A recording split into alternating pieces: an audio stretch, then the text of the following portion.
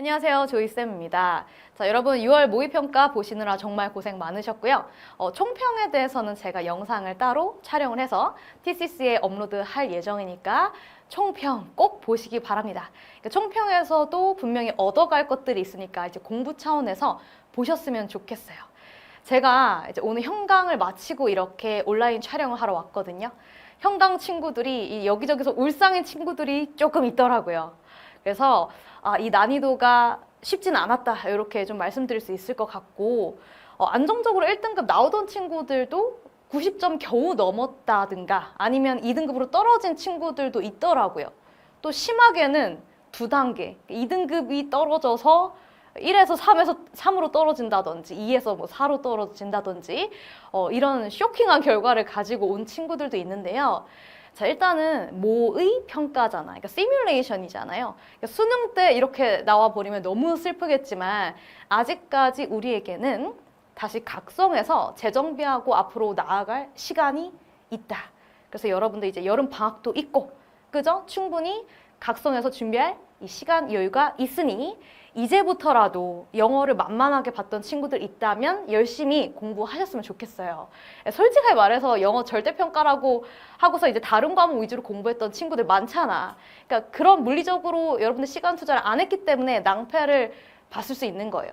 그러나 이번 모의고사를 기점으로 해서 열심히 저와 함께 분석도 해가면서 앞으로의 방향성을 가지고 가봤으면 좋겠습니다. 혹시 저에게서 이제 공부법 상담, 그리고 앞으로 이 하반기를 어떻게 보내면 좋을지 물어보고 싶은 친구들은 언제든지 환영입니다. Q&A 게시판에 질문해주세요. 개인적인 이야기 해주세요. 아시겠죠? 제가 이 고민들에 대한 솔루션을 다 꼼꼼하게 알려드릴 테니까 꼭 문 두드려 주시기 바랍니다. 자, 그러면요, 여러분들 해설 강의잖아요. 총평 영상은 따로 있다고 했고, 자, 보시면 해설 문항 이렇게 진행할 거고 여러분들은 준비물 이렇게 챙겨 오시면 돼요. 시험지, 꼴도 보기 싫은데 이러지 마시고 시험지 준비해 주시고, 그리고 이 제 수업 시간에는 정말 필기가 중요하거든요. 그러니까 여러분들이 이 영상을 보고 나서 복습을 할 때 필기한 것들을 기점으로 해서 내가 이런 것들이 중요하다는 것을 조이쌤의 수업을 통해서 배웠구나. 이게 복습을 해야 되는 거거든요. 그러니까 중요한 부분을 이 복습을 해 주시기 위해서는 필기를 놓치지 말아야 돼. 아시겠죠? 그래서 형광펜, 필기도구 이렇게 좀 준비해 주셨으면 좋겠어요. 그러니까 형광펜은 미리 말씀드리지만 정답의 단서가 되는 아주 중요한 그런 구간 또는 유사표현으로 반복되는 구간 여기다가 제 형광펜 칠하고 가이드 드릴 거예요. 아시겠죠? 자, 그러면 Are you ready? 준비됐죠? 29번부터 갈 건데요. 자, 오늘 이제 해설할 요 문항들에는 오답률 탑 5는 제가 무조건 해석을 할 거고, 그리고 여러분들이 혼자 보기 조금 어려울 수도 있겠다 싶은 것들 위주로 제가 골라왔다고 보시면 되겠습니다. 자, 29번 어법 푸는 법에 대해서 좀 간략하게 정리를 할 건데 잠깐 스탑 버튼 눌러주시고 이거를 좀 적어줬으면 좋겠어요. 사실 29번은 제가 해설을 안 하려고 했는데 오답률이 생각보다 너무 높게 나와서 이거 그냥 넘어가기 좀 그렇겠다 싶어서 제가 이제 설명하는 거거든요. 얘는요 2점 배점이에요. 여기서도 약간의 그 힌트가 있어. 여러분들이 좀 요령 있게 문제를 푸실 줄 알아야 되는데 어법 문제가 보통은 3점 유형이거든? 근데 2점 배점으로 나왔다라는 것은 우리가 이미 알고 있는 어법 개념에서 출제가 됐다는 거야. 너무 어렵게 출제되지 않았다라는 거거든요. 자, 이게 2점 배점이었어요. 그러면 우리가 일반적으로 잘 알고 있는 그 어법 개념 뭐가 있어? 수, 시, 태, 수일치, 시제, 능동태, 수동태, 그리고 마지막으로 준동사 요 정도 테마에서 거의 끝난다라는 거거든요.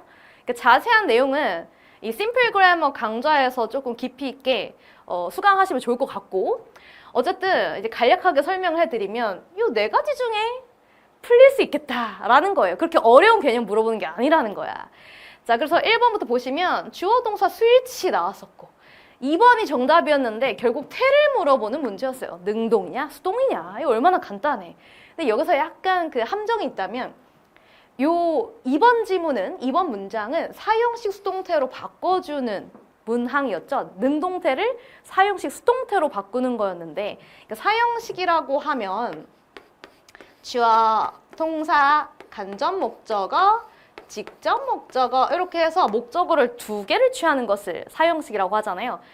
이게 이제 능동태 꼬릴 때 이렇게 쓴다는 거죠. 그래서 이 앞에 있는 간접 목적어를 해석할 때 뭐뭐에게 이렇게 해석하시고 그 다음 직접 목적어를 뭐뭐를 이렇게 해석이 된다면 우리는 사형식이라고 하잖아. 그러니까 더 쉽게 얘기하면 I give him a cake. 이런 식으로 쓰는 것을 사형식이라고 하잖아. 그죠? 목적어가 이렇게 두 개다라는 건데 자, 얘가 이제 수동태로 바뀌면서 어떻게 되는 거예요? 주어까지 쓸게요. I give him a cake. 너무 간단하죠? 자, 얘는 이제 능동태 꼬릴 때 사형식 얘기한 거고 얘가 이제 수동태로 바뀌면 어떻게 된다? 자, 목적어 하나가 앞으로 가지. 그러니까 주어 자리로 가야 될 거 아니야. 그러면 he 이렇게 되는 거잖아. he. 자, 그 다음에 수동태 동사거 어떻게 바꿔? 비동사 플러스 pp 이렇게 바꾸잖아. 그죠? He is given 이렇게 되죠? He is given. 그 다음에 이 뒤에 있는 직접 목적어 버릴 거야? 선생님 수동태니까 목적어 없어야 되잖아요. 이건 너무 단순 논리잖아. 자, 수동태니까 목적어 없어야 돼요 라는 건 삼형식 능동태가 수동태로 바뀌었을 때 이 뒤에 자리를 없애야 되는 거고 여기서는 사형식 목적어가 원래 두 개였으니까 수동태로 바뀔 때는 목적어가 두 개 중에서 하나만 남으면 되는 거죠. 그래서 given a cake 이렇게 써야지. 그 패턴이 나왔다라고 이제 보시면 되겠습니다. 하나 남아 있어야 한다. 그게 맞다. 자, 그 다음에 또 관계 부사에 밑줄 쳐져 있으면 이 자리가 관계 부사 자리인지 관계 대명사 자리인지 이렇게 구분하는 거. 그러니까 패턴이 있거든요. 그러니까 자주 출제되는 패턴을 그냥 암기하는 게 좋은데 자, 그 패턴은 요 심플 그래머 강좌에서 이 교재 구매 꼭 하시고 굉장히 정리가 잘 되어 있기 때문에 이 책 한 권으로 다 끝낼 수 있어요. 그러니까 어법 문제에 너무 많은 시간을 투자할 필요가 없어요. 어차피 한 문제밖에 출제가 되지 않으니까. 자, 어쨌든 여기서 중요한 거는 관계부사 뒤에는 완전한 절 나온다. 관계 대명사에는 불완전한 절 나온다. 요 차이거든요. 근데 우리 밑줄이 where였죠? 그죠? 관계부사이기 때문에 뒤에 또 주어, 동사, 목적어 또는 뭐 주어, 동사, 보어 이런 식으로 완전한 1형식부터 5형식까지의 형식이 있다면 완전한 절인 거거든요. 그래서 잘 맞췄다 이렇게 보시고 뒤에가 불완전하지 않으니까 관계 부사 자리가 맞다 하고 넘어가시는 그런 구조였습니다. 자, 4번 같은 경우는 있을래, 됨쓸래 이게 뭐야? 대명사의 수일치를 물어보거나 그죠? 대명사 문제는 대명사 수일치 문제 물어보거나 또는 제기대명사 쓸래, 일반 대명사 쓸래 이런 문제다 라는 거거든요. 그러니까 대명사 문제는 결국 해석이 중요하다라는 거예요. 그러니까 4번 문항은 해석만 잘 해주셨으면 여러분은 충분히 쉽게 고를 수 있었다. 자, 마지막이 이제 전치사 덩어리 표현이라는 건데 이걸 영어로 멋있게 얘기하면 콜로케이션이라고 해요. 그러니까 어떤 동사와 특정 전치사가 세트로 다녀. 또는 어떤 명사와 특정 전치사가 세트로 다녀. 이런 거를 덩어리 표현이라고 하는데 이게 무슨 말이냐? 자, 알려드릴게요. 예를 들어서 여러분들 be interested in 뭐 이렇게 암기하잖아. 그죠? be interested in ing. 왜 ing 쓰는 거야? 얘가 전치사니까, 그죠? in이 전치사니까 뒤에 명사가 와야 되니까. 근데 여러분 be interested as 쓰면 안 되잖아. 그죠? 이건 알고 있지 않아요? 그러니까 이런 식으로 많이 나오는 동사랑 전치사 세트 표현 이런 것들을 암기해보자 라는 취지를 갖고 낸 거예요. 그러니까 쉽게 얘기하면 5번은 사실 어법 문제보다 어휘 문제에 가깝다. 이 단어의 쓰임을 알고 있니? 이런 거거든요. 또는 object to ing 이런 거 있죠. 어디에 반대하다. be devoted to ing 이런 거. 제가 지금 알려드린 예문은 동사랑 이 전치사 세트를 이제 같이 보여드린 거죠. 오브젝트 동사, 이 전치사. 자, 근데 우리 이 본문에서는요, barrier라는 명사를 쓰고 전치사 to를 썼어요. 그러니까 이 to가요, 투부정사 to가 아니라 전치사 to라서 뒤에 ing 꼴 오는 게 어색하면 안 돼. 이런 문제였거든요. 그러니까 이건 어떻게 해요? 이거는 그냥 암기하는 거예요. 어휘 문제예요, 쉽게 얘기해서. 근데 여러분들이 barrier는 이제 많이 익숙하지 않았을 것 같아. 뒤에 거에 대한 장애물, 방해물이란 뜻인데 얘는 좀 익숙하지 않았을 것 같아. 근데 이번 기회에 암기하면 되는 거야. 스트레스 받지 말고. 자, 제가 보너스로 얘보다 훨씬 자주 빈출되는 명사 하나, 전치사 to랑 세트로 나오는 명사 하나 더 알려드릴게요. key to ing 이렇게 쓰면 뒤에 거에 대한 비결 이렇게 해석이 되거든요. 그러니까 이런 것들이 전치사 덩어리 표현이라는 거 좀 기억했으면 좋겠어요. 필기했죠? 오케이. 자, 그러면 이제 진짜 본문 볼게요. 제가 방금 설명 다 했으니까 이제 빠르게 훑어볼 건데, 자, 1번은 주어 동사 수일치 문제라고 아까 얘기했죠. lease, 현재 시제고, 그죠? 그리고 앞에 주어가 뭐예요? retriever 이거잖아요. retriever, 회수 이런 뜻이죠.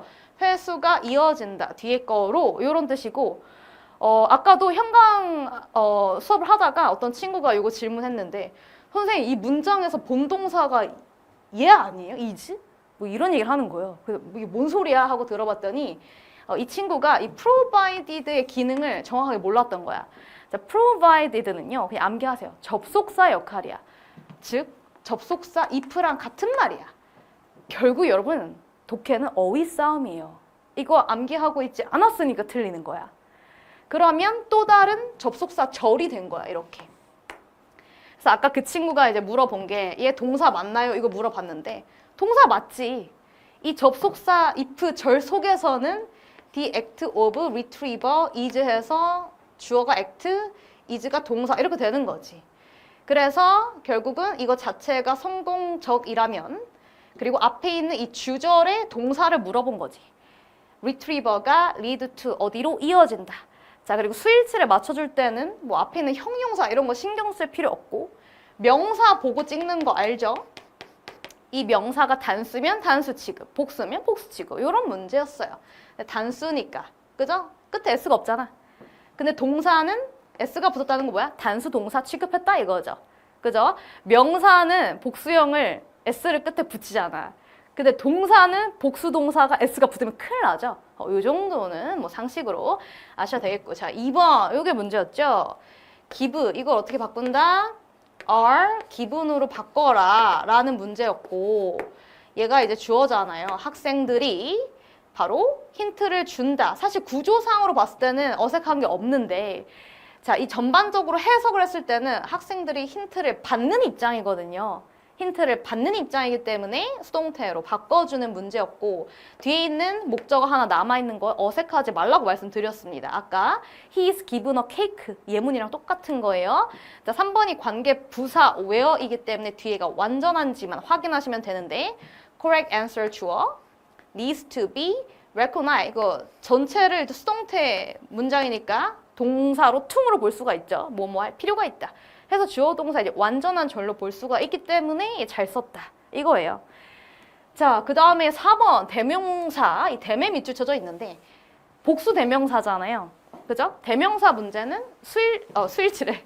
해석 필수라고 방금 말씀드렸고, 이 자리가 이시냐, 단수 대명사냐, 복수 대명사 댐이냐, 또는 댐셀브즈 제기 대명사냐, 여기까지 이제 고민을 하셔야 되는데, 얘가 지칭하는 게 앞에 있는 answer였기 때문에, 그죠? 그들은 answer, 정답이 필요하다. 이렇게 해석이 되니까 잘 썼다라고 보는 거죠. 왜냐면 제기 대명사를 쓰고 싶으면 이 그들이랑 이 댐이 지칭하는 바가 같아야 되는데 그들과 정답은 다르잖아요. 그래서 이 그들은 사람이고 이 댐은 answer니까 다른 대상을 지칭하고 있기 때문에 제기대명사를 쓰면 절대 안 되는 자리였다. 이렇게 보시면 되겠고, 자, 마지막 5번을 갑니다. 드디어 대망의 A Barrier 2가 나왔어. 이거는 어휘 문제라고 했어. 자, 여러분, 저는 이 문장에서 나름의 이 힌트를 줬다고 생각하거든요. 왜냐면 바로 앞에 far from ing 이것도 많이 나오는 전치사 세트 표현이거든. 얘도 어휘 문제였어. 자, 여러분들 이거 아는 사람 far from ing 해석해 줄 수 있어요? 자, 전혀 뭐뭐가 아닌 이런 뜻이에요. 즉 이제 from을 쓰는 게 중요한 거야. far from ing 이렇게 전혀 뭐뭐가 아닌. 그러니까 얘도 from이라는 전치사가 있고 바로 뒤에 동명사가 나왔잖아. 이게 세트거든요. 그래서 여기서 한번 이런 세트를 썼으니까 뒤에서도 세트 쓰는 거 이상하게 생각하지 마라. 이런 느낌인 거죠. 그래서 barrier가 전혀 아니다. 어떤 barrier? making retriever 하는 그런 장애물이 아니다. 이렇게 보시면 돼요. 얘는 그냥 어휘 문제였다. 이렇게 보시면 되겠습니다. 엄청 꼼꼼하게 설명한 것 같아요. 여러분들 어법 공부를 조금 더 꼼꼼하게 해서 29번 절대 틀리고 싶지 않다 하면 simple grammar 수강해 주시면 되겠고요. 30번 들어갈게요. 어휘 문제죠. 낱말 추로. 얘가 이제 3점 유형으로 나오긴 했는데 사실 오답률이 그렇게 높진 않았고요. 또 읽어보니까 생각보다 그렇게 어렵지 않은 지문이었어요. 3점 치고는 조금 쉬웠다. 자, 그리고 이제 풀이 팁에 대해서 이제 먼저 좀 보여드릴 건데요. 낱말추론 푸는 법은 여러분들이 뭐 다른 곳에서도 이건 똑같이 들었을 것 같아요.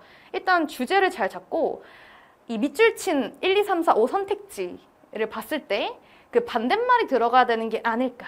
즉 주제에서 벗어나는 또는 주제랑 반대되는 선택지가 더 어울리는 게 아닐까. 이것만 의심하면 굉장히 이제 쉽게 풀릴 수가 있어요.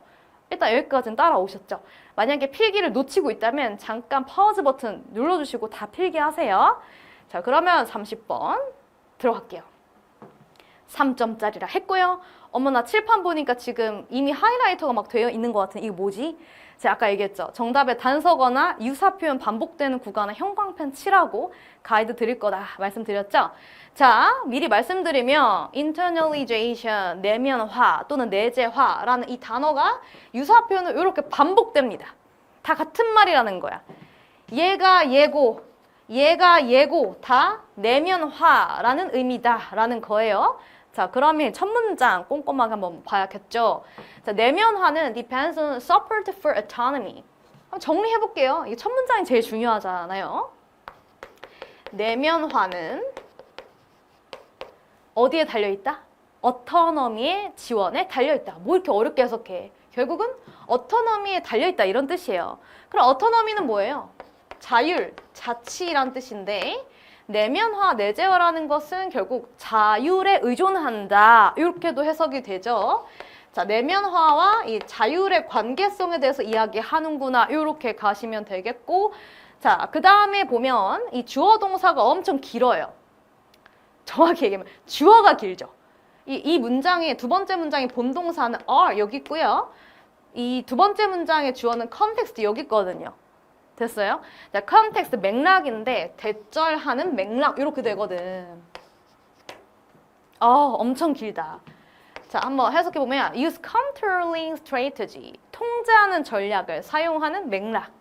예를 들어서 요런 거. 빠르게 보면 뭐 보상한다든지 뭐 처벌을 한다든지 뭐 평가를 한다든지 뭐 이런 거 또는 뭐 압박을 준다든지 이런 것들이 보면 통제인데 컨트롤하는 건데 이 컨트롤을 하는 맥락에서 결국은 컨트롤하는 것은 이렇게 퉁치고 읽어. 컨트롤하는 것은 are 자 여러분 리스트에 밑줄 쳐져 있는데 비동사 likely to 부정사 쓰면 뭐뭐 하는 가능성이 있다 이렇게 해석하잖아요. 근데 리스트를 쓰면 뭐예요? 그럴 가능성이 거의 없다, 적다 이렇게 부정어처럼 해석을 해야 되잖아. 자, 그럼 뒷부분을 보니까 lead people to value activity as their own. 자, as their own. 이 무슨 말이야? 그들 스스로예요. 그들 스스로. 그들 스스로. 그러면 사람들이 value activity, 활동을 소중하게 여기게끔 그들 스스로. 다시 사람들이 그들 스스로 어떤 활동을 소중하게 생각하게끔 만든다란 뜻이에요. 자, 그래서 여러분 여기서부터 미쳐버리겠다 이런 생각 드셨을 텐데 제가 이제 심플 리딩에서 항상 강조하는 게 첫 문장을 꼼꼼하게 읽고 첫 문장이 어떤 유사 표현으로 반복되는지 자꾸 땡겨서 읽는 연습을 해야 된다. 이거 계속 얘기하거든요. 일단 여러분 내면화라는 이 단어여서 이미 너무 어렵다. 이게 무슨 말이야? 그냥 첫 문장에서 이해가 안 되네 이랬을 거예요. 내면화라는 건 쉽게 얘기하면 체화하는 거야. 여러분들이 저한테 심플 공식을 배워. 독해 공식을 배워. 근데 배우면 뭐해? 본인이 써먹을 줄 알아야지. 그죠? 심플 공식은 사실 제 거잖아. 저에게 저작권이 있는 거잖아요. 근데 여러분한테 알려주는데 여러분들이 못 써먹어. 그러면 내면화에 실패한 거예요. 체화시키는 게 내면화예요. 그 체화를 잘 시킨 사람은 낯선 지문을 읽고도 심플 공식으로 본인이 싹싹싹 풀 수 있는 거지. 스스로 풀 수 있다 이거예요.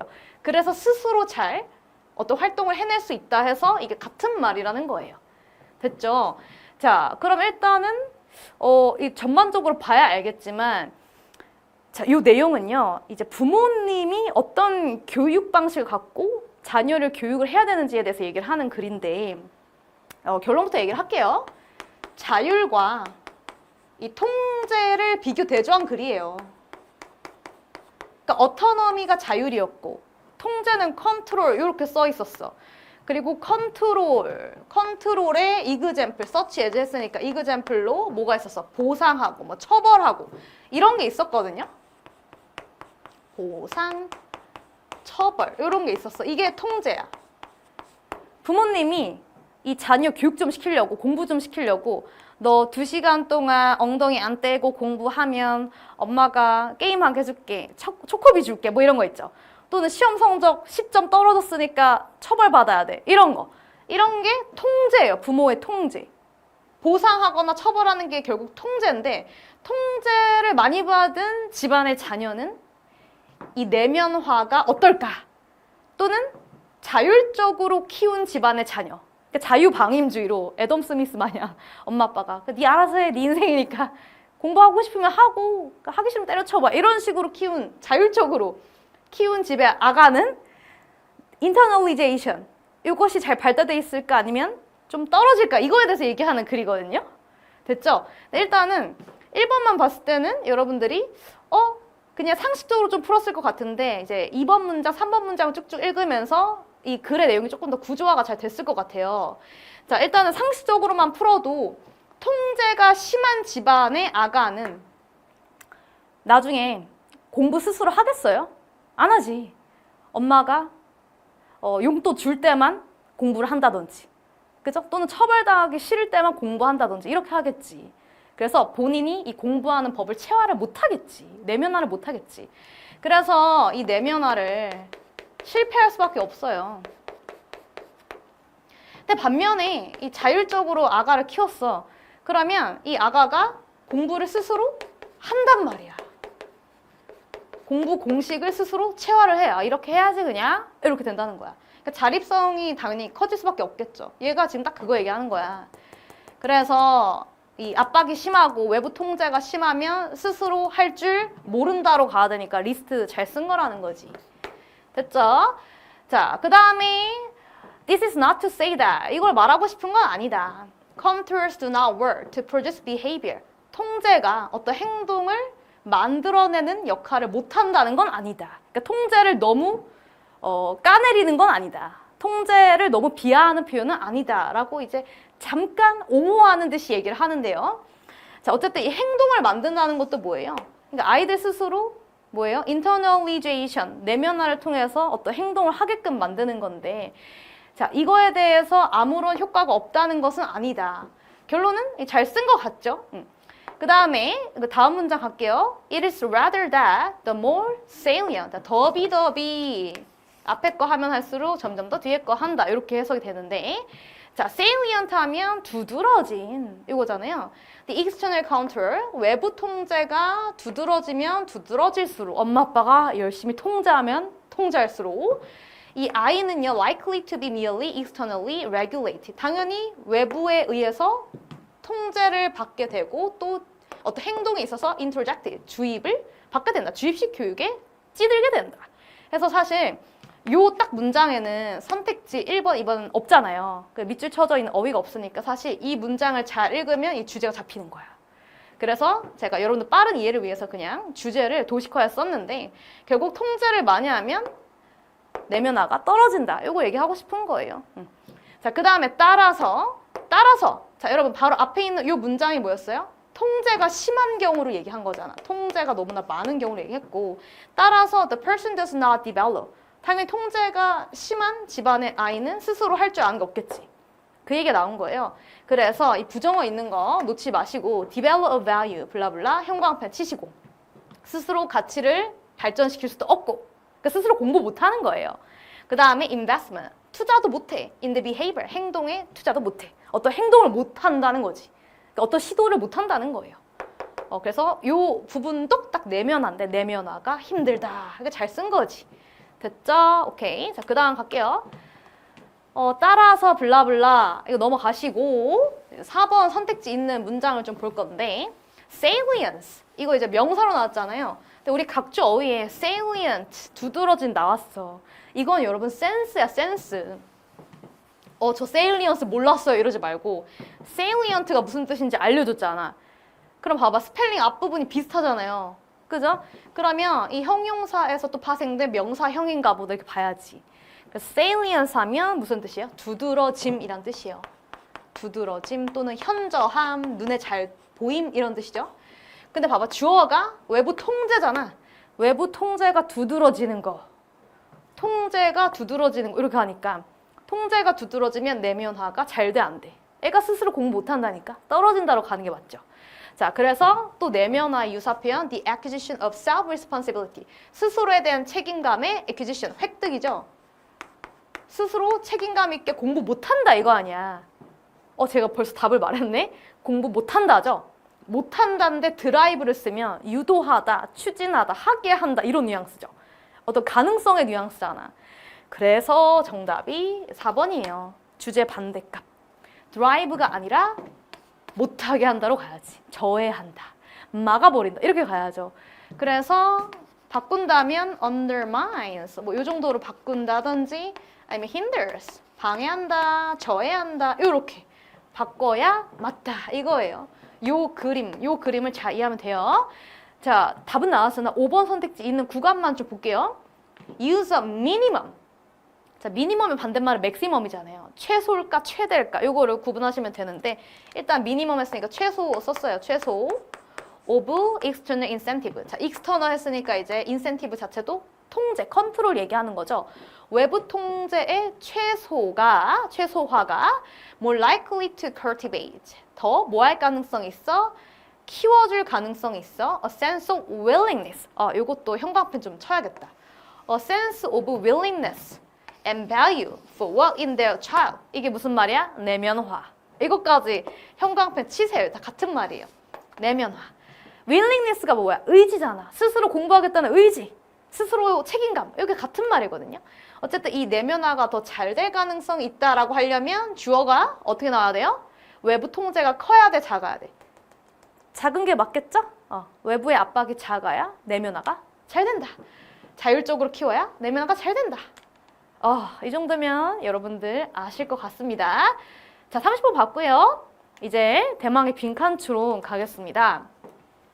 31번이 좀 많이 어려우셨죠? 오히려 이제 33, 34번이 3.0, 31, 2가 2점이었는데 31번 2점 배점인 것이 오답률이 더 높더라고요. 빈칸 추론에서. 그래서 31번을 놓칠 수가 없어서 제가 해드리려고 합니다. 자, 일단은 제 커리큘럼을 타고 있던 친구들은 빈칸 추론 어떻게 풀어야 되는지 그 접근법을 너무 잘 알고 있어요. 제가 이렇게 설명하거든요. 그러니까 빈칸의 위치에 따라 푸는 좀 전략이 달라진다. 만약에 빈칸이 첫 문장이나 이제 마지막 문장에 있으면 조금 더 큼직큼직하게 풀린다. 이렇게 말씀드리고 싶어요. 숲을 보는 관점으로. 근데 첫 문장도 아니고 마지막 문장도 아니라면 이걸 저는 그냥 다 중간으로 퉁 치거든요. 중간 위치에 있다면 빈칸 문장의 바로 앞, 바로 뒷문장에서 분명히 단서가 있다. 이렇게 얘기해요. 그러니까 얘는 좀 지역적으로 풀린다는 뜻이에요. 얘는 조금 전체적으로 보란 뜻이고. 그러니까 숲을 볼 거냐, 나무를 볼 거냐, 약간 이런 관점이라. 그러니까 빈칸 추론 때문에 좀 스트레스 받는 친구들 많잖아요. 이 빈칸 추론에 대해서 여러분 탐구하고 싶다면 심플 리딩 강좌에도 있고 아예 그냥 빈칸 추론 유형만 모아놓은 강좌가 있거든. 이렇게 또 수강하시면 될 것 같아요. 자, 31번 갈게요. 오답률 탑2. 두 번째로 가장 많이 틀렸던 유형이었어요. 그러니까 얘는 사실 왜 어려운지 알 것 같아요. 그래서 자, 일단 빈칸 문장의 위치를 보시면 딱 중간에 있잖아. 그럼 이거 어떻게 풀라 했지? 조금 지엽적으로 풀자고 했죠. 자, 그러면 빈칸 문장은 정확히 얘기하면 여기잖아요. 빈칸 문장이. 그럼 빈칸 바로 앞 문장이 제가 형광펜 친 이 문장이잖아요. 이거 한번 형광펜 쳐봐봐. 제가 여기서 형광펜 친 이유는 정답의 단서가 이 부분에 잘 드러나 있기 때문에 형광펜을 미리 쳐왔어요. 이건 유사 표현 아니고 정답의 단서가 되는 구간. 오케이? 됐어요? 자, 그러면 여기서부터 한번 읽어볼게요. 물론 다 읽어야 하지만 우리 시간 관계상 이거 다 해석하고 있으면 여러분 듣다가 다 튕겨 나가질 것 같아서 중요한 부분 위주로 할 거고 해석은 해설지 다운로드 받으셔서 EBS 들어가면 해설지 다 오픈되어 있단 말이에요. 해설지 다운로드 받아가지고 왔다 갔다 하면서 내가 해석 안 되는 구간 있었는지 확인하는 그 정도로 보시면 될 것 같아요. 자, this is clear. 이것은 굉장히 분명해. In the analog environment. 아날로그 감성. 여러분들 그 아날로그 감성 이해합니까? 요즘은 다 그 디지털 감성인 것 같은데 제가 그 초등학교 때만 해도 무슨 펜팔 이런 게 유행했어. 너무 옛날 사람 같죠? 근데 그때 뭐 했냐면 그 친한 친구들 한 5명끼리 노트, 비밀 노트 같은 걸 하나 사가지고 서로 어떤 감정, 서로에게 보내는 편지 이런 것들을 일기장 쓰듯이 쓰는 거야. 그런 다음에 쓰고 내가 친한 친구한테 넘겨. 그리고 그 펜팔 속에 못 들어간 친구들은 이거 보면 안 돼. 그러니까 왕따야, 왕따. 무슨 말인지 알겠지? 그래서 그 5명이서 이 펜팔 크루를 했는데 제가 그 5명 중에 한 명이랑 약간 사이가 조금 멀어지니까 그 한 명이 저를 거기서 펜팔에서 왕따시키더라고. 제외시키더라고. 그래서 제가 엄청 슬펐던 기억이 있는데 어쨌든 이런 게 약간 아날로그 감성이야. 테크니컬한 걸 쓰지 않잖아. 그죠? 자, 여기서도 그 아날로그 감성을 설명하는 건데 아날로그 환경에서 이거예요. where. 자, where는 이제 관계 부사절이죠. The information content inextricably. 자, inextricably 하면 각조 있죠. 무슨 뜻이야? 꼭 풀 수 없게 꽉 붙어 있는 그런 느낌이에요. 그래서 풀 수 없게 fixed 고정되어 있습니다. to the physical medium. 물리적인 미디엄. 자, 요게 해석이 돼야 돼. 매개체란 뜻이에요. 자, 그러면 요 내용을 그대로 옆에다가 정리 좀 할게요. 아날로그 환경에서는 어떻대요? 정보 콘텐츠가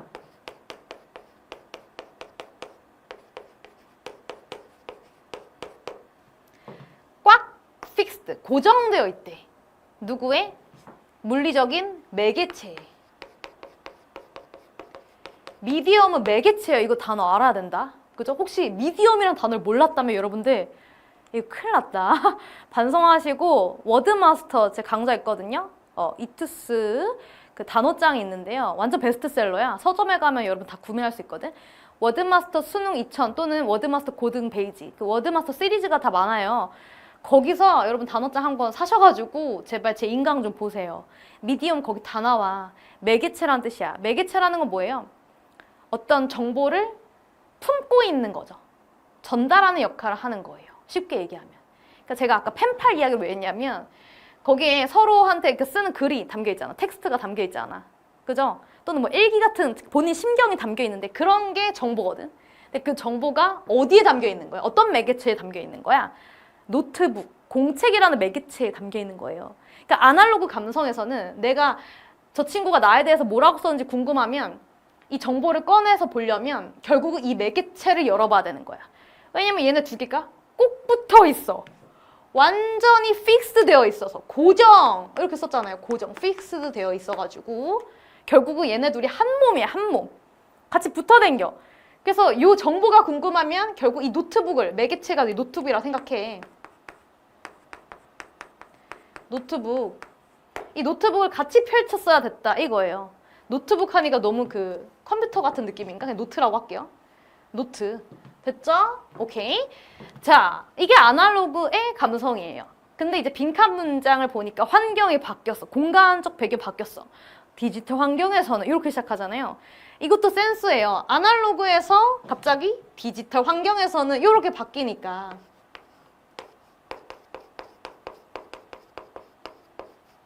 자, 요 두 문장 사이에 역접 연결사 however가 없어도 however가 있는 것처럼 읽어야지. 당연히 아날로그랑 디지털 환경은 비교 대조해 그리겠지. 둘이 다르겠죠, 특성이. 그죠? 자, 그래서 한번 읽어볼게요. The medium, 얘가 주어네. 자, 미디엄이 아까 뭐라고? 매개체예요. 정보를 담고 있었던 이 매개체인데 매개체가 is not part of the 빈칸. 빈칸의 일부가 아니래.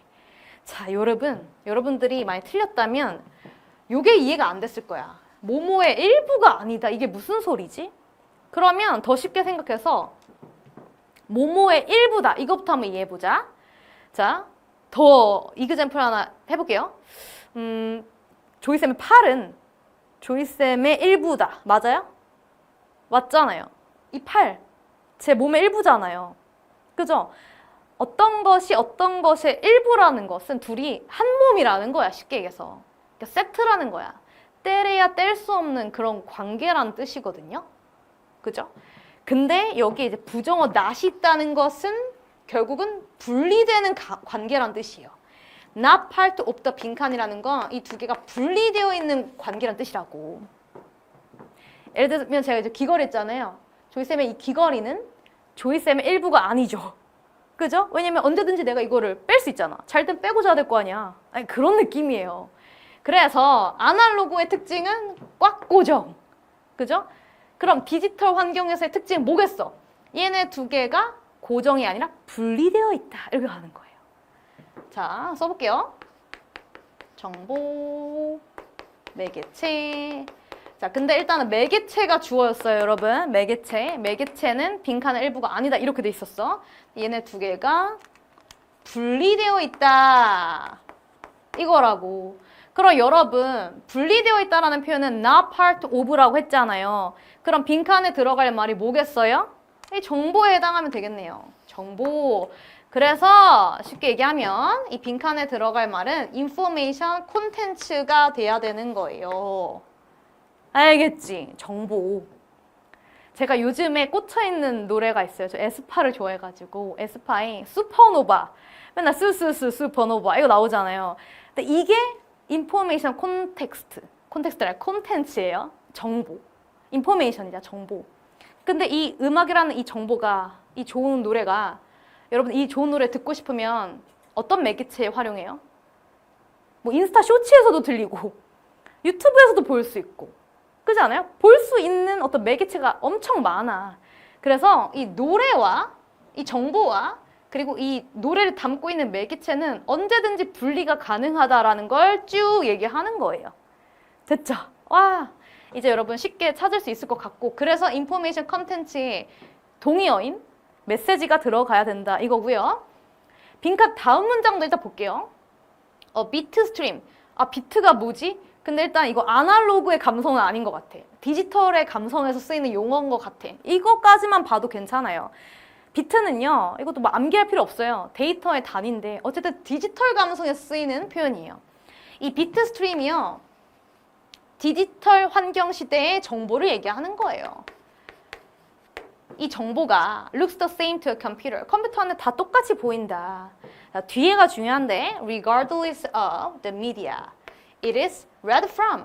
자, 여기서 it이라는 것은 bit stream 얘기하는 거고 이 정보가 읽혀지는 미디어라고 해석이 돼서 정보가 읽혀지는 또는 정보를 담고 있는 이 미디어랑 regardless 상관없이 이 정보는 어디서나 똑같이 보인다. 그잖아. 슈퍼노바라는 노래가 바뀌지는 않잖아. 비트 스트림이 슈퍼노바라는 정보라고 생각해. 이 노래가 어디서 들리든 그 노래 자체가 노랫말이 바뀌지는 않잖아요. 가사가 갑자기 막 달라져요? 그런 거 아니잖아요. 그죠? 자, 그래서 디지털 시대에서는 정보가 어떤 매개체에 담기든 상관이 없다. 근데 아날로그 시대에서는 얘네 둘이 한 몸, 한 세트였다. 이거를 말씀드리고 싶은 거였습니다. 자, 그래서 여러분 3번에 메시지 이렇게 골라주시면 됐어요. 메시지, 정보, 인포메이션의 유사 표현. 나머지 거는 정보의 유사어가 절대 아니죠. 뭐 플랫폼이라는 것도 공간의 개념이고 스토리지는 저장, 챌린지는 어려움, 난제, 트랜스포메이션은 변화니까 너무 아니잖아. 그죠? 이렇게 받고 33번 들어갈게요. 33번 3점 유형이었습니다. 심플 리딩 수업 들었던 친구들은 제가 첫 문장에 원인 결과를 나타내는 연결사나 접속사가 있으면 그 문장부터 주제다. 두 갈씩 구조다. 이걸 말씀드렸거든요. 첫 문장이 주제다. 그래서 보시면 because가 있잖아. 그래서 얘는 이 문장이 주제인 거야. 일단은 형광펜 좀 쳐볼래요? 얘가 정답의 단서가 되거든. 자, 그럼 해석을 좀 해볼게요. because 절이 이 컴마까지 끝나니까 환경이 plays a significant role, 굉장히 중요한 역할을 합니다. in aiding. 자, aid 하면 이제 help랑 같은 말이죠. 도와주는 데 있어서 meaningful internal process. 아주 의미 있는 내적인 과정을 도와주는 데 있어서. 자, 그러면 이것도 정리해볼까? 얘가 주제라고 했으니까 환경이 누굴 도와준다는 거야? 의미 있는 내적인 과정을 도와준대. 그러니까 여러분들 이번 모의고사의 출제 트렌드를 보면 사실 단어 자체가 어렵진 않아. environment, significant, role, internal, process. 근데 읽었을 때 이게 뭔 말이지? 좀 정리가 안 됐을 거예요. 그래서 이거 남들 많이 안 틀릴 것 같은데 이거 나만 어려운 거 아니야? 라는 어떤 심리적 압박감도 있었을 것 같아요. 근데 오히려 이렇게 쉬운 어휘를 써놓고 이해가 안 가버리니까 여러분들이 더 멘붕 와서 더 틀렸을 것 같은데 이거를 좀 쉽게 이해하는 연습을 하셔야 될 것 같아요. 제가 이 총평 영상에서 이 부분에 대해서도 얘기를 할 건데 어쨌든 환경이 내적 과정에 영향을 끼치기 때문에 그 다음도 봐봐. 이 앞부분이 이해가 안 되면 그 다음을 통해서 이 비코즈절을 추론하면 돼. 보시면 subjective experience and the environment. 주관적인 경험이랑 환경이 여기까지 주어잖아요. act, 작용합니다. as a coupled system. 커플하면 뭐야? 같이 결합된 이거잖아요. 결합된 체계로 같이 움직인다라고 했어. 자, 근데 비코즈절의 environment 이거 그대로 썼고 그 다음에 얘가 internal process에 영향 끼치다고 했는데 이 다음 절을 보니까 subjective experience 또 다른 단어를 써버리니까 이게 다 새로운 정보처럼 읽힐 수가 있는데 그러면 안 돼. 같은 말인 거야. meaningful internal process랑 주관적인 subjective 경험이 같은 말인 거예요. 얘가 얘한테 큰 영향을 미치니까 결국은 얘랑 어떻게 된다? 세트로 움직인다. 이거 아니에요. 결합된 체계가 된다. 그러니까 이 두 개가 서로 큰 영향을 미친다. 뭐 이런 맥락 아니야. 이걸 좀 이해하셨어야 되겠고. 자, 그래서 조금 내려가서 여기서부터 볼까요? In this manner, 이런 방식으로 subjective experience, 이제는 이 세모 표현을 계속 쓰고 있죠. 얘가 internal process랑 같은 말이에요. 그러니까 내면화된 과정, 결국은 내가 마음속으로 생각하는 거 아니겠어요? 내 마음속의 생각, 이게 subjective잖아요. 주관적인 경험. 그죠? 여러분들이 뭐 예를 들면 어떤 독서실을 다녀. 그게 이제 외부 환경이야. 근데 거기서 여러 친구들이 있어. 공부 엄청 열심히 하는 애들도 있고 좀 잘하는 애들도 있고 막 이래. 근데 이런 똑같은 환경에서도 본인이 각자 느끼는 그런 주관적인 감정, 경험이 다 다를 거 아니야. 내가 이런 독서실에서 일을 하니까 더 의지가 불타오르네? 이럴 수도 있고 저 친구도 자니까 나도 그냥 잘까? 뭐 이렇게 또 의지 박약으로 바뀔 수도 있고 이거는 똑같은 환경이 주어져도 내적인 과정에 따라서 이 경험이 달라진다. 내가 느끼는 바가 다 다르다라는 걸 이렇게 어렵게 얘기를 한 거예요. 알겠죠? 그러니까 조금 쉽게 생각하는 연습을 했으면 좋겠어요. 자, 그래서 어쨌든 주관적인 경험은 extended into 확장이 됩니다. 또는 연장됩니다. external environment. 얘가 요거로 또 확장이 된대. 그 다음에 vice versa, 정반대도 가능하다. 자, vice versa는 정반대란 뜻인데 이 무슨 말이야? 얘가 요거로 확장이 되듯이 얘도 얘로 확장된다. 이 정반대도 된다는 건 주어, 목적어, 주어 이렇게 바뀐다는 거죠. 됐죠? 그래서 여기까지 다 무슨 말이야? 뭐 이렇게 어렵게 읽어? 얘네 두 개가 서로 영향을 엄청 끼치는 관계다. 서로 관련이 있는 관계다. 커플이다. 이거예요. 됐죠? 오케이. 자, 그 다음에 이제 빈칸 문장이 나오니까 이거 잘 봐야 돼. The external environment. 외부 환경은 자, 여러분 주어 동사 찾기가 되게 힘들었을 것 같은데 becomes 얘가 동사고 이 앞부분까지가 주어였어. 그러니까 다 나머지 with 전치사하고 블라블라는 앞에 있는 주어를 꾸며주는 말이었어. 그러면 외부 환경은 become 뭐가 된다고 해야 돼? 외부 환경은 얘가 된다고 해야지. 그래서 얘네들이 관련이 있다고 했잖아요. 그래서 멘탈이 뭐예요? internal process랑 같은 거겠지. 그죠? 정신적인 제도가 되는데 정신적 제도를 대절의 수식이 받고 있네. 그죠? 대절이 수식을 하고 있네. 그럼 이 빈칸에도 어떤 게 들어가야 돼? 이게 들어가야 돼, 이게 들어가야 돼. 1번이 들어가야 돼, 2번이 들어가야 돼. 이게 들어가지, 2번이. 빈칸에 들어갈 말은. 그죠? 그래서 여러분, 독해에서는요, 유사표현 찾는 게 진짜 중요해. 그러니까 요즘 트렌드가 점점 더 유사표현 찾을 줄 아냐로 가고 있어요. 됐어요? 이 세모 표시, internal process가 subjective experience로 바뀌었고, mental institution으로 바뀌었고, 그리고 이 빈칸에 들어갈 말이 돼야 된다. 라는 게 보여야 쉽게 풀리는 거예요. 됐죠? 자, 그래서 이제 선택지 좀 가려고 합니다. 자, 뭐가 들어가야 돼? 요게 들어가야 돼, 2번. 그래서 subjective experience 나온 선택지가 1번밖에 없잖아요. 1번. affect our subjective experience and solution. 1번. 근데 선생님 왜 5번은 안 돼요? 서브젝티브 있는데. 자, 정확하게 얘기하면 서브젝티브이 주관성이죠.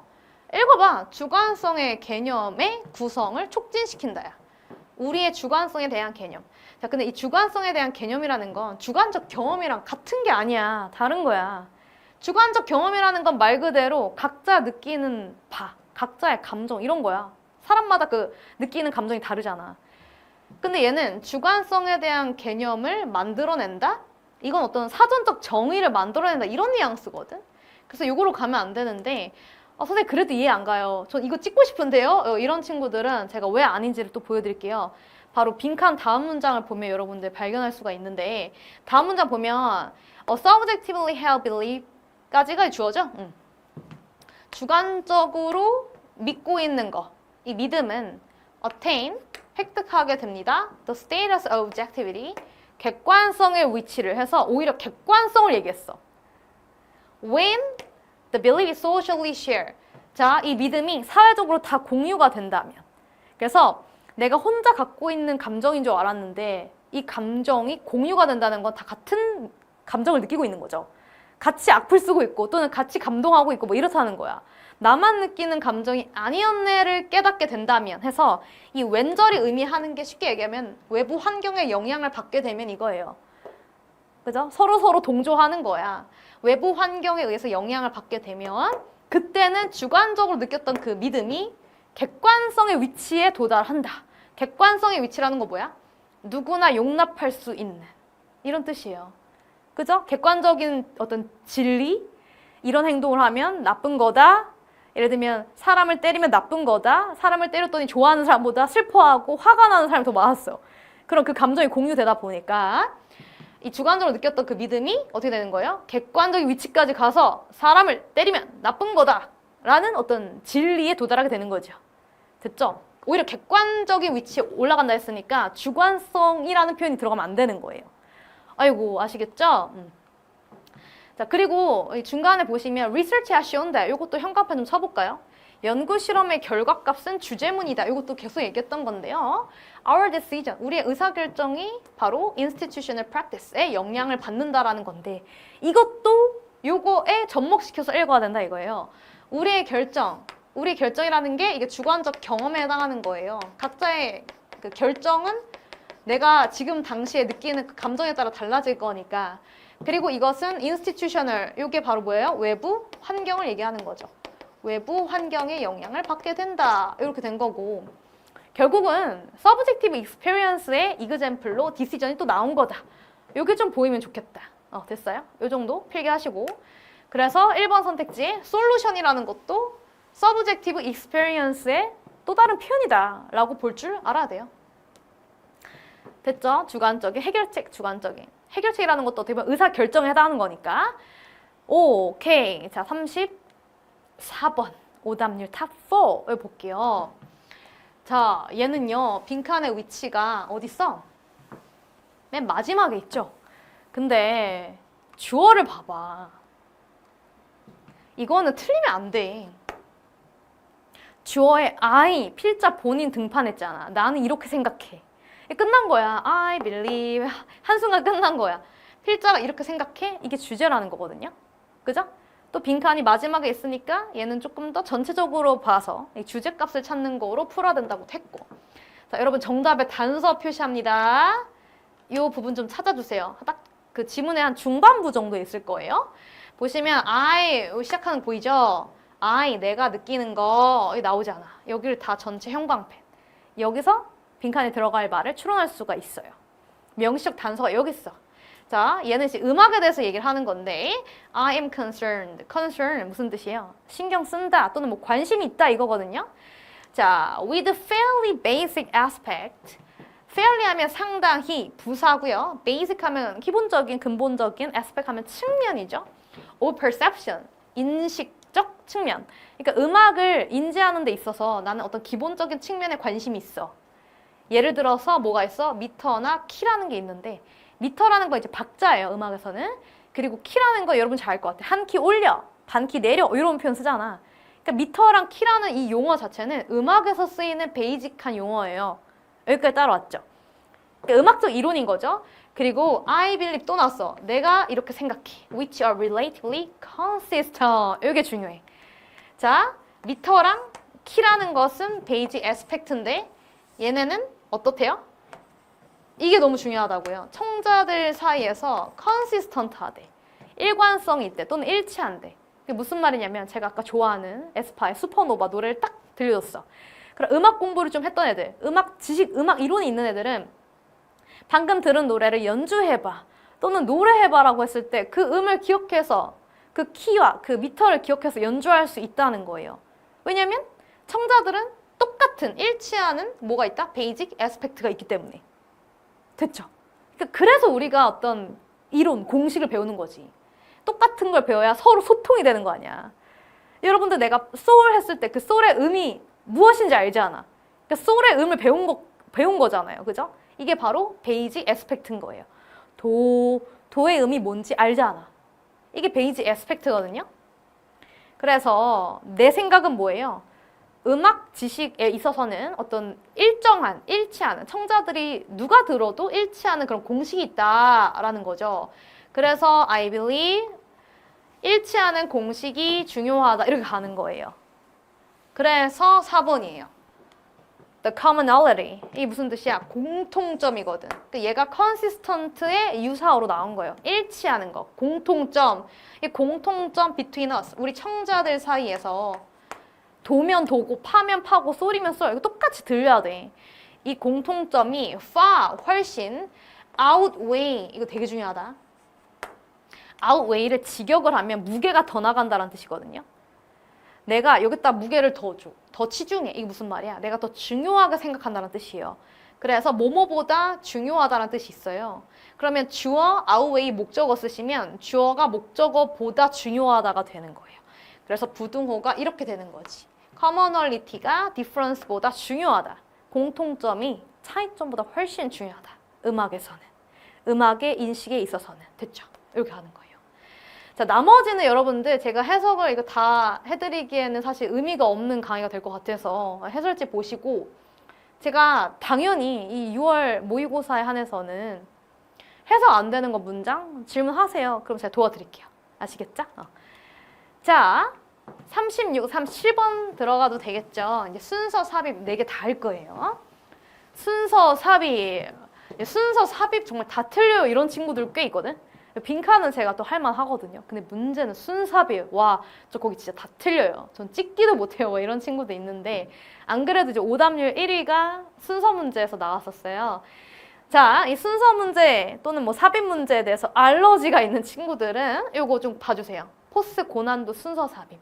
이 교재도 얼마 안 남았어. 이제 곧 품절 예정이기 때문에 이거 품절되면 사실 여러분들 볼 수도 없는 강좌거든요. 이거 꼭 들어주세요. 알겠죠? 하반기에는 이제 어려운 문항들도 도전해야지. 자, 제가 거기서도 얘기하지만 이제 간략하게 제가 알려드린 공식 설명하면 일단은 순서별 문제 풀 때는 꼬리 잡는 게 중요해. 무슨 말이냐면 각 단락의 마지막 줄을 잘 기억해야 돼. 앞에 있는 내용 기억할 필요 없어. 마지막 줄이 중요해. 이걸 이제 꼬리를 잡아라 라고 얘기하는데 주어진 문장에서도 마찬가지예요. 주어진 문장이 뭐 2문장, 3문장이라 치면 제일 마지막 문장의 내용만 기억해서 가야 되는 거예요. 알겠죠? 자, 이걸 이제 꼬리 잡기라고 하고 두 번째는요. 제가 이따 풀면서도 보여드릴 건데 독해 흐름은 무조건 포괄적에서 구체화, 포괄에서 구체화 이렇게 가야 돼. 포괄이 뭐야? 두루뭉실하게 말한다는 거예요. 두루뭉실하게 말했으면 그렇게 끝나는 글은 없어. 그래서 거기 뭐가 있는데 이그젬플 좀 대봐로 가야 돼. 그래서 이 순서를 기억하면서 오답률 탑 1 대망 1위 볼게요. 36번. 자, 얘도 어디 보라고? 여기부터 보라고. 아니, 물론 다 읽어야 되는데 단서는 이 밑에 꼴이 있다고요. 저는 여러분 막 야비하게 어디만 읽어라 그렇게 얘기하는 사람이 아니고요. 다 읽어야 돼. 지문은 첫 문장부터 다 읽으면서 어디를 조금 더 강약 조절해서 강조해서 읽을지를 알려드리는 사람이에요. 저는 막 어디만 읽고 이거 말이 안 돼. 저도 어디만 읽지는 않아요. 다 읽어야지. 알겠죠? 선생님 시간 부족한데요? 시간이 부족한 건 강약 조절이 안 돼서 그래. 알겠어요? 자, 갑니다. wildfire, 이거는 산불이죠. 야생에서 나는 산불은 natural phenomenon, 자연스러운 현상이다. 자, 그 다음 넘어갈게요. 두 번째 문장. 근데 이번에는 intentional setting of fire. 의도적인 불내기네요. 사실 이 산불은 내가 원해서 낸 게 아니잖아. 그냥 자연적으로 나는 거잖아. 그래서 내추럴 피노미널이라고 했는데 이제 산불 얘기를 하고 싶은 게 아니라 산불과 다르게 의도적으로 이 불을 내는 사람이 있어. setting a fire, 불내기. 뭐 하려고? To manage the landscape. 풍경을 또는 어떤 환경이라고 읽어도 돼요. environment, 어떤 환경을 관리하려고. 이게 무슨 말이야? 그러니까 예를 들면 내가 경작하고 있는 논밭이 있는데 거기에 막 잡초, 뭐 징그러운 벌레 이런 게 막 장난 아니야. 완전 정리가 안 돼 있어. 그래서 여기다가 뭘 심어서 캘 수가 없어. 그럼 어떻게 해요? 그냥 불 질러 버리는 거야. 그리고 얘가 싹 재로 바뀌겠죠. 그럼 선생님 거기에서 아무것도 안 나는 거 아니에요? 그게 아니야. 거기에서 또 다른 새 생명이 예쁘게 태어나기 시작하는 거예요. 그걸 얘기하는 건데요. 어쨌든 의도적으로 불내는 것은요, was practiced by Aboriginal people for millennia. 그래서 Aboriginal people 하면 원주민들, 여기 보시면 되겠죠? 호주의 원주민들에 의해서 시행이 되었던 방식이다. 그리고 여러분, 이것만 기억해. 자, 이 두 가지가 머릿속에 있어야 돼. 호주의 원주민. 걔네가 뭐 했대? 일부러 불냈대. 그러면 일부러 불냈대. 누가? 원주민들이, 사람들이. 그죠? 이 두 가지만 기억해서 이 꼬리를 잡았잖아. 꼬리를 잡아서 A 첫 줄, B 첫 줄, C 첫 줄 어디로 가야 될지로 가야 되는 거예요. 자, 근데 이제 A번에 그러나 the pattern of burning 한 순간 불내는 거 나왔네. 불내는 거의 패턴은, 양식은. 그러면 이거 받았다고 할 수 있잖아. 그죠? 그리고 that Stockman introduced. Stockman 하면 설마 이거를 주식맨 이렇게 읽으면 안 돼요. 일단은 이게 무슨 뜻인지 몰랐어도 맨이 있으면 사람인 것 같지 않아, 사람. 그죠? 그러니까 스톡맨은 목축업자인데요. 이 목축업자가 사람이니까 얘랑 이제 같은 값이 아닐까? 라고 추론할 수 있어야 된다, 이거예요.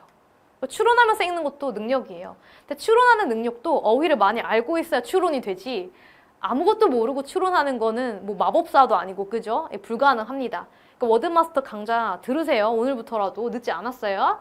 그래서 Aboriginal people, stockman 같은 말이야. 결국 얘네가 다 목축업자인 거지. 그러니까 목축업자가 도입한 이런 burning pattern은 was unlike previous regime. 이전의 체계랑 달랐습니다. 이렇게 되는 거죠. 일단 여기까지 봤고요. BC는요, 그럼? A로 바로 이어진다는 거네요. 맞아. BC는요? 야, BC는 너네가 한번 훑어봐봐. B의 are the glasses. grass 하면 이 잔디잖아요. 이 grasses were the first kind of plant. 이 잔디가 첫 번째 식물이었고, 이거는 지금 우리 A번에 너무 대놓고 불내는 거. 그리고 원주민들 얘기가 있었잖아. 얘는 아니잖아요. 그죠? 이 후순위로 떨어져야지. 잔디 얘기를 갑자기 하니까. C번도요. The young shoot. 이것도 무슨 말이지? 자, young shoot가요. 어떤 뜻이냐면 어린 가지들 새순 난다고 하잖아요. 그거예요. 예를 들면 탈모가 생겼어. 여기 원형 탈모가 땜빵이 생겼어. 그럼 거기에 영원히 머리가 안 나냐? 그건 아니거든. 잠깐 스트레스성으로 탈모가 생기면, 제 친구가 스트레스 너무 많이 받아가지고 5개 빵꾸난 애가 있었는데 나중에 보니까 그 빵꾸난 부분에 새순이 돋는 거야. 그게 영슈트예요. 새순. 탈모에 비교해서 그렇게 하는데 이 나무를 한번 태우고 나서 거기서 새순이 돋아단다. 이거야. 새순.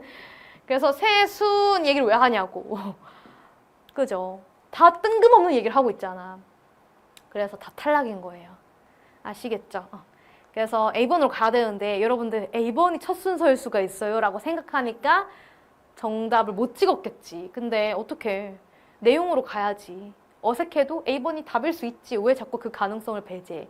내가 자꾸 머뭇머뭇 A번으로 첫 시작으로 가지 않는다는 것은 그만큼 본인의 어떤 그 영어 실력에 확신이 없으니까 A번을 못 가는 거거든. 근데 정확하게 내용을 읽었으면 A번으로 갈 수 있어요. 알겠죠? 자, 그 다음에 여러분 A번 본 김에 A번의 마지막 줄 갈게요. 마지막 꼬리 잡기 할 건데요. This function, 이 불 다 태우고 나면 to clear, clear 하면 뭐야? 개간하다. 깨끗하게 만드는 거예요. 거기서 이제 경작을 하는데 woody vegetation, 이 초목을 개간을 시키고 and also stimulated, 자극했습니다. New plant growth, 또 새로운 식물의 성장을 촉진한 거죠. In the following spring, 바로 다음 해의 봄에. 그래서 이 following을 next라고 읽으면 돼요. in the next spring이에요. 다음에 봄에. 자, 뭐래요? 다음에 봄에 새로운 식물이 자랄 거래. 그럼 이 내용 그대로 기억해서 BC 첫 줄을 체크하면 되는 거예요. 자, 그럼 보면 봐봐.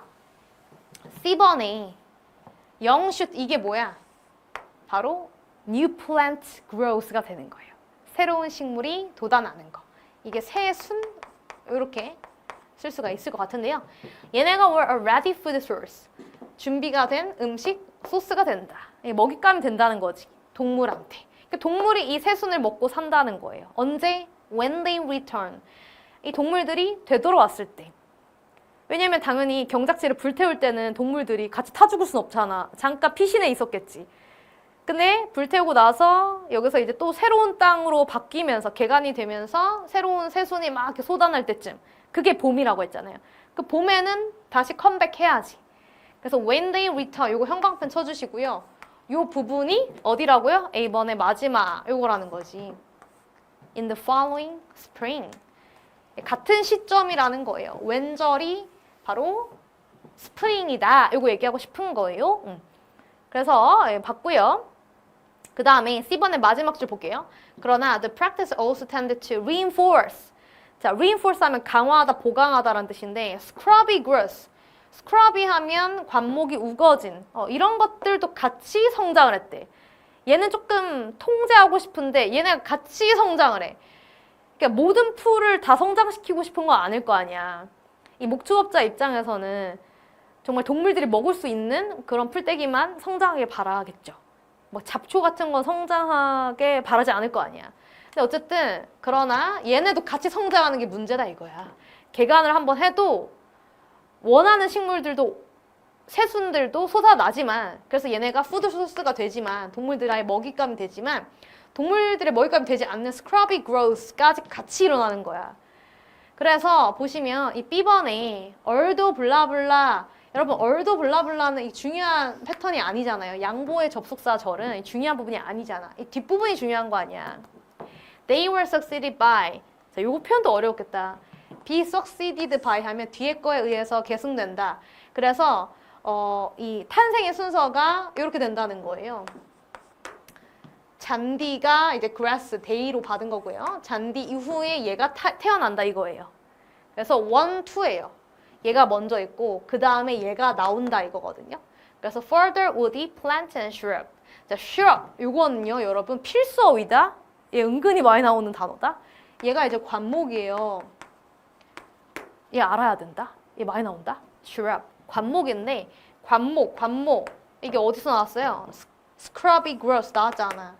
관목이 자란다라는 내용이 B번에 있는 거야. B번의 첫 줄에. 알겠죠? 그래서 잔디가 자라고 나서 그 이후에 뭐가 자라? 우디 플랜트랑 우디 슈러 얘네가 자라는 게 문제야. 그래서 그때 어떻게 해요? 또다시 버닝 하면 된다. 이렇게 솔루션으로 이제 마무리가 되는 글이에요. 그래서 ACB 이렇게 가시면 되겠습니다. 1번이 정답이죠. 자, 1번으로 가기 진짜 힘들었을 것 같긴 한데 뭐 어쩌겠어요. 이렇게 또 나올 수 있다는 거지. 그죠? 자, 넘어갈게요. 37번. 여러분 이거는 포괄적 문장 뒤에 구체적 문장이 붙는다라는 그 순서로 푸는 거거든요. 자, 주어진 문장 보면 There are a number of human resource management practice. 아, 벌써 어려워. 뭔가 그렇게 어려운 단어가 아닌 것 같은데 왜 이렇게 어렵지 싶었죠? 자, 여러분들 human resource 이렇게 줄여서 HR이라고도 하는데 이게 뭔 줄 알아? 여러분 나중에 회사 들어가면 여러 부서가 있잖아. 영업팀도 있고 홍보팀도 있고 인사팀이 있거든요. 인사팀이 인사 이렇게 하는 인사는 그게 아니에요. HR팀 또는 HRD팀 이렇게도 부르는데 인사팀이라는 건 사람을 관리하는 부서라는 거예요. 사람의 채용, 어떤 신입사원 교육, 뭐 개발 이런 교육, 사람 교육 이런 거 관련한 부서가 인사팀이거든요. 인사팀은 생각보다 브레인들이 가더라고요. 아무나 들어가는 게 아니야. 인사팀. 사람 관리하는 거, 사람 뽑는 거 재밌겠다 이러지 말고 이것도 굉장한 어빌리티가 필요한 부서예요.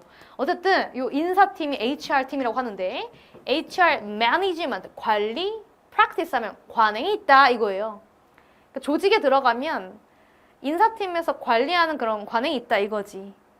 사람을 관리하는 그런 관행들이 있고 얘가 necessary 하면 필수다 이거잖아. to support 뭐 하기 위해서? 회사의 이 교육을 서포트하기 위해서 중요하다. 그래서 이 대기업들 들어가면 신입사원 연수를 간단 말이야. 몇 박 며칠로. 그게 막 대학교 MT 가고 그런 게 아니거든요. 가서 뭘 배우는 거야? 그 회사에 잘 적응할 수 있게끔 회사의 어떤 체계, 시스템, 뭐 신입사원의 자세 뭐 이런 것들을 배우는 거다. 근데 그런 교육을 누가 해? 이 팀에서 하는 거예요. HR 팀에서. 됐죠? 응. 자, 근데 여기서 지금 HR 매니지먼트 프랙티스가 많이 있다 이래놓고 대얼롤 이렇게 갈 수 있냐고. 그들이 누군데? 이건 절대 아니잖아요. 그리고 봐봐. 수많은 프랙티스가 있다로 끝났으면 그 중에 뭐가 있는데? 궁금하지 않아? 너무 두루뭉실 끝난 거야 얘는. 그럼 프랙티스에 뭐가 있냐고. 나도 궁금하다. 그래서 이 주어진 문장은 굉장히 포괄적인 문장이라고 보셔야 합니다. 요즘 트렌드가요. 뭐 연결사, 지시사 이런 것만으로 단적으로 풀리는 그런 트렌드가 아니에요. 계속 살짝 바뀌고 있는데 이 순서 문제나 삽입 문제는 내용을 조금 캐치를 하셔야 돼. 전반적인 이 흐름을 잘 캐치를 하고 포에서 구로 가는 거 요거로도 많이 나오고요. 그 다음에 꼬리 잡기 이건 다 통하는 방식이고. 됐죠? 요거를 더 체화시키고 훈련시키고 싶으면 꼭 포스 순서 삽입이라는 강좌를 수강을 해주시면 됩니다. 자, 포에서는 무조건 바로 뒤에 구가 붙어야 돼. 구체화. 그래서 이 practices 형광펜 좀 쳐보시겠어요? practices 형광펜 치고 얘를 구체화한 단락이 쳤죠? 삔 거죠. performance evaluation부터 knowledge까지. 이게 다 주어거든. B의 for example. 여기서부터 이제 구체화를 한 건데 주어진 문장이 포괄적 문장, B번 단락이 이 practice에 대해서 구체화한 건데요. 이 주어 자체가 example인 거죠. performance evaluation이 있고 reward system이 있고 이 회사의 어떤 그런 practice 설명하는 거예요. 그래서 이 대절의 수식까지 받으면서 엄청 긴데요. 어쨌든 이런 것들이 are particularly important, 중요하다고 했잖아. 어머, 뒤에서 얘네가 necessary 하자고 했잖아. 같은 말이거든. necessary가 important로 바뀐 것 뿐이에요. 같은 말 하고 있다. 꼬리 잡기를 잘했다. 여기 가는 겁니다. 됐죠? 자, 그리고 이제 나머지는요, 좀 쉬웠을 것 같아요. 사실 이 C번의 마지막 문장을 보시면 Human Resource Development Professional, 인사팀을 얘기하는 거야. 인사팀 전문가들은 이렇게 끝났잖아요. 다른 색깔 형광펜 있으면 다른 색깔 형광펜으로 동그라미 치시고 하이라이트 치시고 professional 전문가들은 must become learning facilitator. 이 learning 학습을 촉진하는 사람들이 돼야 돼. 당연하지. 인사팀에서 교육시킨다니까 신입사원들을 데리고 신입사원들한테 learning facilitator가 돼야지. 가르쳐줘야지. 그죠? 그래서 이 professional이 어떻게 바뀌는 거야? A번에 their role, 이렇게 their로 바뀌는 거죠. 그 인사팀 프로페셔널들의 역할은 이런 거 해야 된다.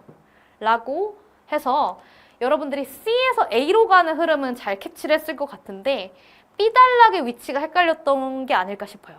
B가 가장 앞으로 갈지 뒤로 갈지가 헷갈려서 틀렸을 것 같아요. 그래서 B가 앞으로 가야 된다는 거 보여드렸습니다. 4에서 9로 가는 거. 그 다음에 C, A는 조금 쉽게 풀렸을 것 같다. 됐죠? 자, 이제 다 왔어요. 38, 39 문장 삽입 푸는 법 보여드릴게요. 어때요? 여러분 저한테 해설 듣고 나니까 조금 개운해지는 것 같지 않아요? 여러분들이 상반기 때 영어 공부 제대로 안 했던 친구들 많을 것 같아요.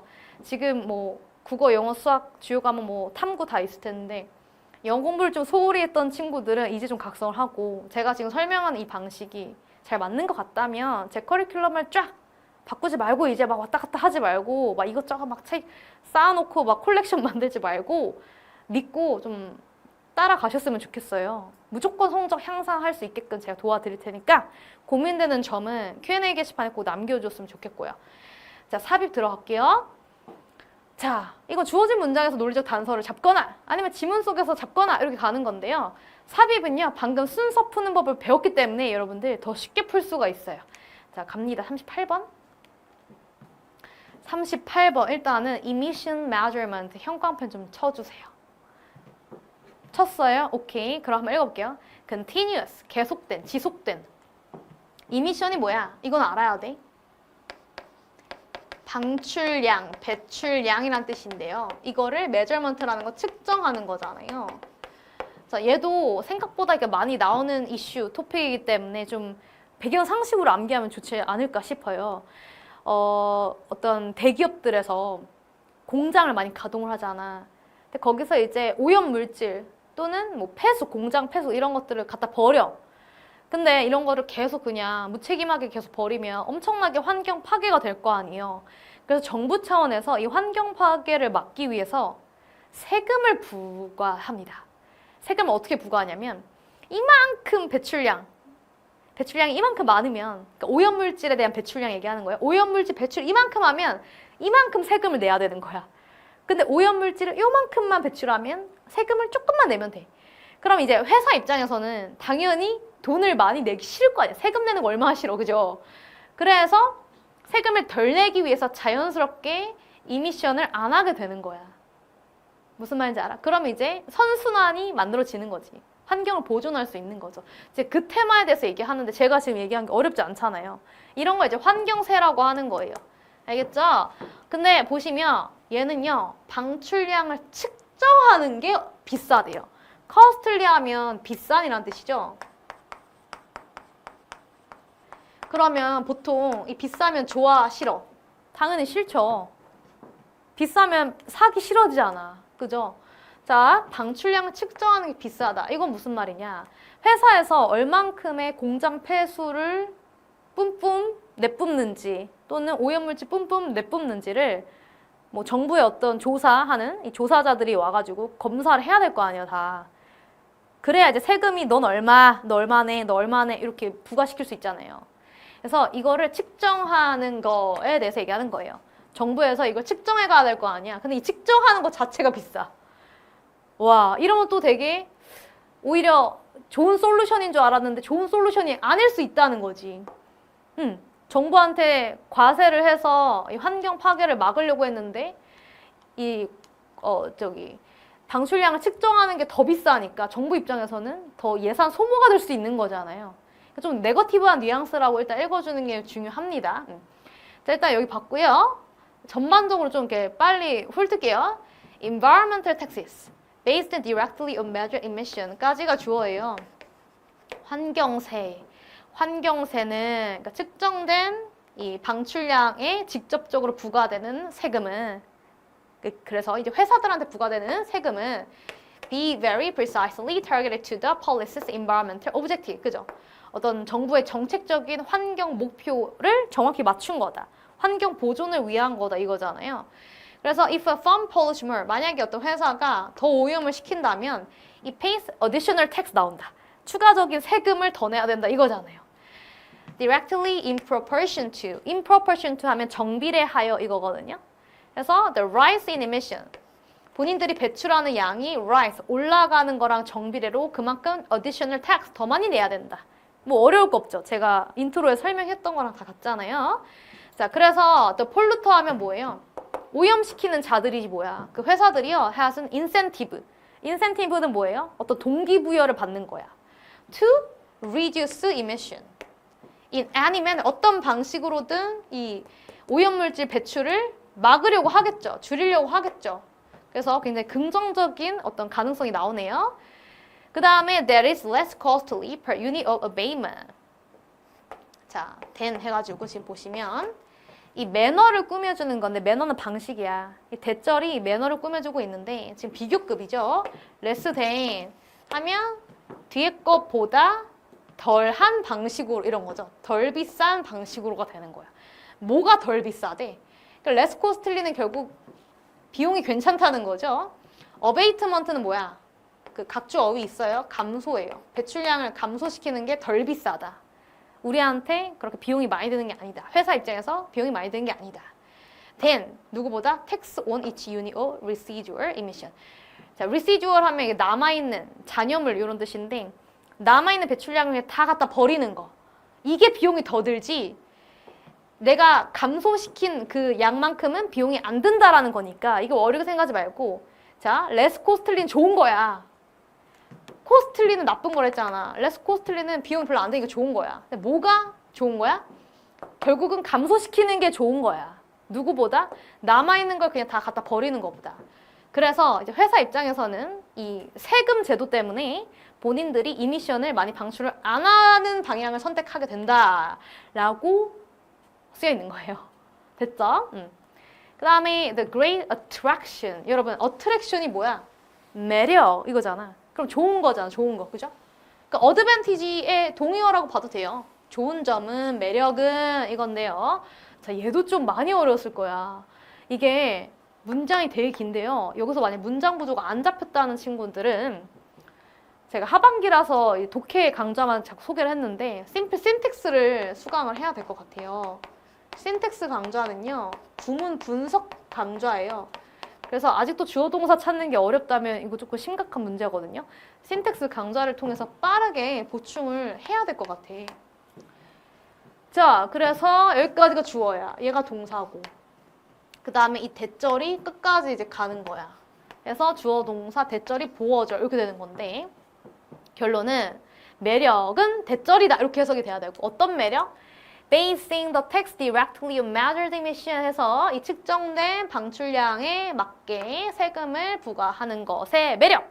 그러니까 정부에서 측정을 해서 세금 부과하는 것의 좋은 점 이거예요.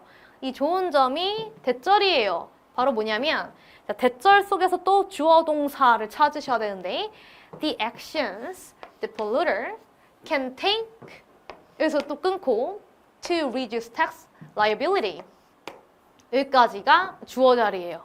왜냐면 are 동사가 나왔잖아. 그죠? 자, 그래서 폴루터 하면 오염시키는 자들, 회사들이라고 할게요. 이 회사들이 취하는 take action 하면 어떤 행동을 취하다, 조치를 취하다거든요. 취하는 조치, 뭐 하기 위해서? 텍스, 부담감. 그래서 이 세금 부담 액수를 줄이기 위해서 당연히 세금 덜 내고 싶을 거 아니야. 그죠? 세금을 덜 내기 위해서 하게 되는 이 조치가 are action, 어떤 행동이냐 이거예요. 그래서 이 액션은 대절 속에서의 또 보어가 됩니다. 이게 만약 이해가 안 된다면 신텍스 강좌 들어야 될 것 같아요. 자, 대절의 수식을 봤는데 they also reduce emission. 바로 방출량을 줄이는 행동이다. 이게 뭐예요? 세금을 덜 내고 싶으면 배출량, 오염물질을 줄여라. 라는 내용이 계속 반복되는 거예요. 됐죠? 자, 그 다음에 지금까지는 굉장히 매끄럽게 흘러가기 때문에 사실 들어갈 구멍이 없었는데 어머나, nevertheless, 그럼에도 불구하고라는 역접 표현이 있어요. 여러분 삐뽀삐뽀 문장 삽입에서 문장 삽입 유형에서 연결사나 지시사가 있는 문장을 주목해 주세요. 특히 이제 지문 속에 연결사나 지시사가 있으면 좀 잘 봐야 돼. 체크를 해. 동그라미를 치던 뭐 표시를 하세요. 왜냐면은 여러분들 만약에 이거는 이런 것도 알려드려야 되나 싶긴 한데 찍기 꿀팁을 알려드리면 연결사나 지시사 바로 앞에 있는 걸 찍는 게 좀 확률적으로 괜찮아요. 정답에 가까워질 수 있다 이거예요. 얘도 연결사 바로 앞번호 4번이 정답인데 자꾸 이런 요령만 배우지 말고 요령 알려줘 놓고 배우지 말래. 자, 어쨌든 이 연결사나 지시사를 체크하라는 거 얘기하고 싶어서. 그죠? 그럼에도 불구하고면 앞뒤 맥락이 꺾여 있어야 됐거든요. 이 앞에 있는 문장 뭐예요? 이게 좋다 하잖아. 결국 세금 부과하는 게 좋아. 긍정적인 기능을 하네. 왜냐면 회사들이 이제 환경 파괴를 안 하니까 배출량을 줄이니까 좋네. 그럼에도 불구하고 라고 하려면 뒤에 마이너스한 게 나와야 돼. 세금 부과하는 거 좀 별로인 것 같아 이렇게. 근데 읽어보니까 technology available 얘도 지금 주어 동사 찾는 게 좀 빡세요. 여기까지가 주어거든요. 일단 형광펜 쳐봐봐. 아까 주어진 문장에 그 형광펜 치라고 한 것이 emission measurement였잖아요. 그죠? 배출량 측정. 그거랑 같은 말이 이거라는 건데 일단 형광펜부터 쳐봐봐. 해석 다 해드릴게요. 이용 가능한 기술인데요. 모니터링, 감시하는 거. 무엇을 컨센트레이션 하면 이 농도예요. 그러니까 오염물의 농도.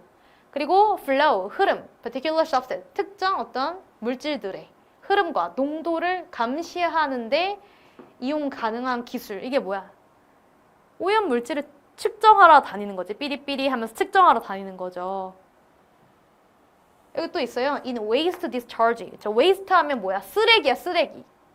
discharge 하면 뭐예요? 배출량, 이미션이랑 같은 말이야. 그러니까 쓰레기 배출에서 특정 어떤 오염 물질들의 농도나 이 흐름을 측정을 하는 거야. 그런 측정하는 기술이 뭐야? 오염물 측정에 대해서 얘기하는 거야. 어렵죠? 그래서 어떻게 메저먼트가 이렇게 바뀌어야 쉽겠지만 이 기술이 have been developing rapidly. 계속 발달되고 있다, 개발되고 있다라는 건 오염물 측정을 정부에서 계속 하겠다는 거잖아요. 그죠? 그러면 오염물 측정해서 결국 세금 부과를 하겠다는 거잖아. 그러니까 세금 부과 좋아요로 가는 거거든. 그래서 이 4번 이후에 이 문장과 4번 이전에 이 3번 문장은 사실 세금 부과하는 거 너무 좋아요예요, 둘 다. 근데 nevertheless 쓰면 꺾여야 되는데 안 꺾였잖아. 같은 말이라니까, 쌤. 그래서 네모 박스 주어진 문장을 넣어봐야지. 근데 내용 기억나시는지 모르겠지만 보면 emission measurement가 costly, 비쌀 수 있다라고 했잖아. 약간 네거티브한 이슈를 얘기한 거야. 그래서 비싸다는 부분이 여기 들어가야. 야, 비싸다고 하면 그러면 우리 그냥 어떤 기업들 돌아다니면서 배출량 측정하지 말자로 갈 것 같았잖아. 비싸니까. 그럼에도 불구하고 측정하러 다닌다 이렇게 끝난 거야. 측정하러 다니는 사람이 많다. 그 기술이 계속 발달되고 있다. 이렇게 된 거예요. 됐죠? 오케이. 다시 얘기하지만 이 형광펜 칩 부분이 measurement, 측정의 방법이라고 했어요. 오염물 측정하는 거. 누가 하는 거야? 정부에서 하는 거다. 설명해 드렸습니다. 자, 39번까지 하고 오늘 진짜 끝난다. 와, 여러분 집중해 주셔서 너무너무 고마워요. 저도 지금 목이 아프기 시작하고 있어요. 자, 지금 해설을 이제 몇 번 하고 있는지 몰라요. 아까 아침부터 수업을 해가지고 똑같은 걸 지금 4번째 얘기하고 있는 것 같은데, 자, 힘을 내서 여러분들도 힘을 내서 필기 잘하고 있죠? 보도록 할게요. 39번은요. 미리 쓸게요. 비교 대조의 글이에요. 비교 대조의 글. 뭐랑 뭐를 비교했냐면 구상주의랑 표현주의를 비교 대조한 글이에요. 얘는 굉장히 쉽게 풀 수 있는 그런 유형인데 오답률 탑 5에 들어갔더라. 자, 일단은 이거 한번 써보고 이 지문을요 반띵을 할 거거든요. 자, 전반부에는 구상주의를 설명하고 후반부에는 표현주의를 설명해요. 그래서 그 기점을 제가 알려드릴 건데요. 바로 3번 있죠, 3번. 이 선택지, 여기서 딱 반띵을 해. 그래서 3번을 기점으로 여기서부터 여기까지는 구상주의에 대해 설명한 거야. 구상주의를 영어로 representational painting이라고 합니다. 구상주의, 제가 형광펜 쳐놨죠? 여기까지가 쫙 구상주의 이렇게 가야 되고, 됐죠? 그 다음에 3번 이후 다른 색깔 형광펜 쳤죠? In highly expressionist word. 이거 표현주의예요. 그러니까 둘의 미술 사조가 다른 건데 이 두 개의 특징을 대조하고 있는 글이에요. 됐어요? 오케이. 자, 이렇게 잡았고요. 우리 5번 선택지 바로 앞부분에 보면 좀 문장이 길긴 한데 이거 한번 읽어볼까요? When the work is less readable. 만약에 그 작품이 덜 읽혀진다면, 그러니까 잘 해석이 안 된다면, 그죠? 잘 해석이 안 된다면 its departure from conventional forms까지가 주어져. 여기서 왼절이 끝났고 departure 하면 분리 이탈이거든요. 어디에서부터 이탈한 거야? conventional form 하면 어떤 전통적인 남들 다 해오던 그런 일반적인 틀에서 약간 분리되는 거예요. 그래서 조금 특이하고 독특한 방향으로 가는 거죠. 이런 독특한 방향으로 가는 거. 이것이 reminds, 상기시킵니다. The viewer or reader에게. 이것도 사용식 구문인데요. reminds, 간접 목적어, 직접 목적어에서 해석을 누구에게 뭐뭐를 이렇게 해석해야 돼.